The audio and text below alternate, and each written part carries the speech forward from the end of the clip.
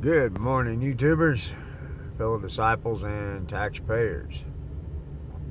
This oil-filled disciple, and we're cruising with Jesus. Just leaving a lease, and I'm sitting here watching these guys try to make a simple turn. And this is what happens when you don't think ahead. I mean, two things here that I see. Didn't think ahead, and those around him, oncoming traffic behind him, didn't cut him no slack. So the poor fella, he had to finagle his way around. But I don't know. I watch these drivers day in and day out in different vehicles, and it boggles my mind thinking, what are they thinking? Really, honestly, what are we thinking?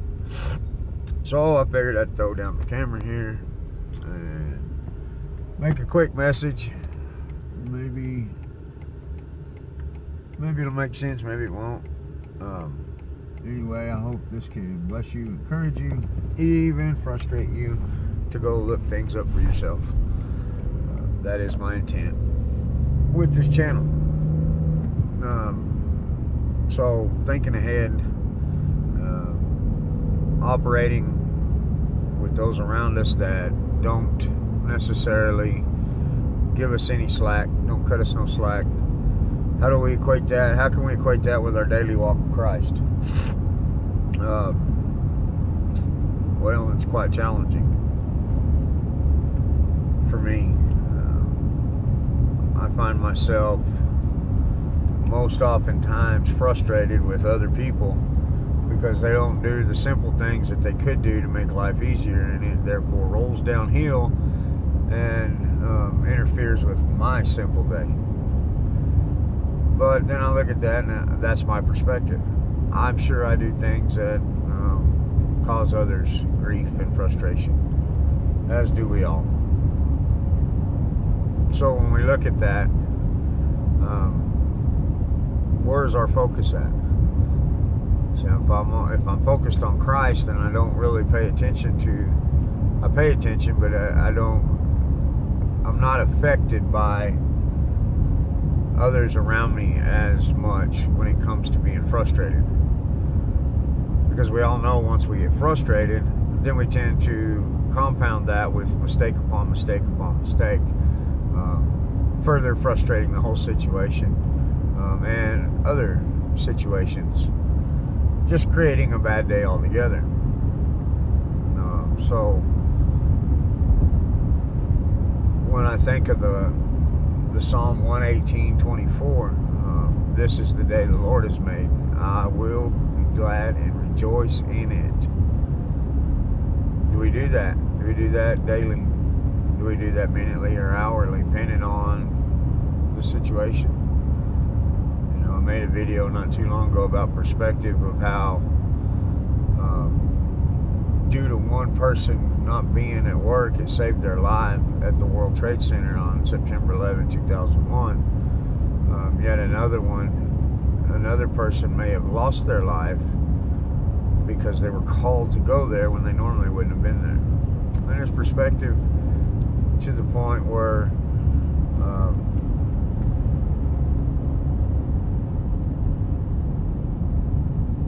God's sovereign plan wins out, rules out.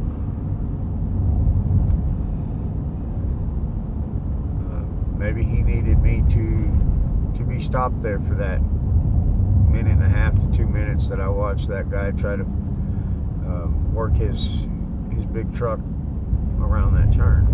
To me, it would have been a simple turn, but obviously for him it was not, because before I picked up the camera,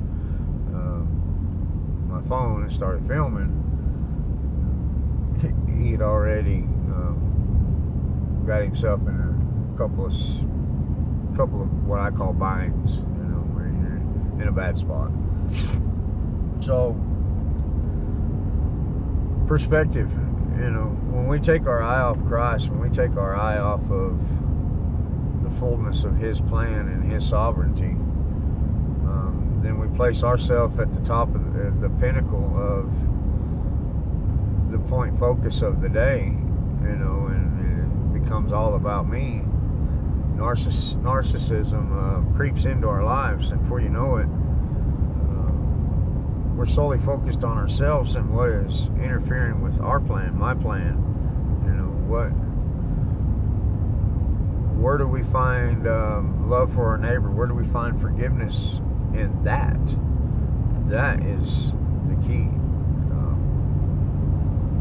I'm not saying, you know, don't, you know, bury your head in the sand and don't look around so you don't get frustrated. I'm simply saying that if we're focused on Christ's sovereign plan at the end of the day, that every time I'm slowed down due to someone else's actions, that could just be God gently nudging me on course for whatever the purpose may be. I mean, you know, sometimes we say to save our life, but it could be just something so simple as to put me in a position to witness to someone at the next store I stop at, you know, or be in a position to stop and help someone that is broken down on the side of the road. You know, we don't ever think about that though. It's always about me, and you know, I'd like to get my day done in 12 hours today, not 16. And that right there just cost me 5 extra minutes. Here in a minute, someone else will do something, will cost me a couple more minutes, and you know, you compound that upon compound all throughout the day, and you're looking at an hour or 2 hours sometimes that I'm slowed down. Well, I can focus on that, and it be simply, you know, other people have ruined my day, or simply that God has nudged things to work out where I'll get to complete His plan for the day and witnessing to someone, or being in a position where I don't even do anything, just someone sees my demeanor and it gives them peace that I didn't lose my temper or fly off the handle. We don't look at the little things. It's always got to be something big. It's always got to be the big picture for us here in the West, that, you know, it's either a life and death situation, either God did it or the devil did it. And most oftentimes when there's something going wrong in our lives, we blame the devil. And that's just simply not the case 99% of the time for most of us. Now, I dare to say that if you are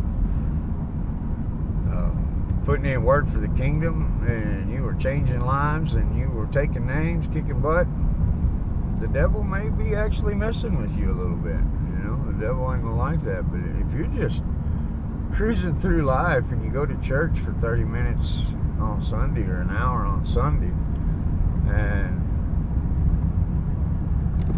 that's all you do, I'm pretty sure the devil ain't got nothing against you. He ain't messing with you.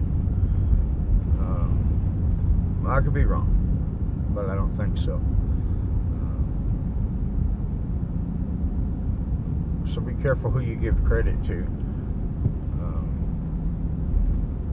when something's not going according to your standard, your lifestyle. So anyway, before this gets too long, it's just a quick video. I thought I'd turn a situation into something constructive that we can look at and measure up to God and how God operates in our menial little lives compared to God's standards. Our lives are menial, but yet quite impactful and explosive at the same time. So y'all be blessed, be encouraged, and be frustrated. It's the Oilfield Disciple. We'll catch you on the next ride.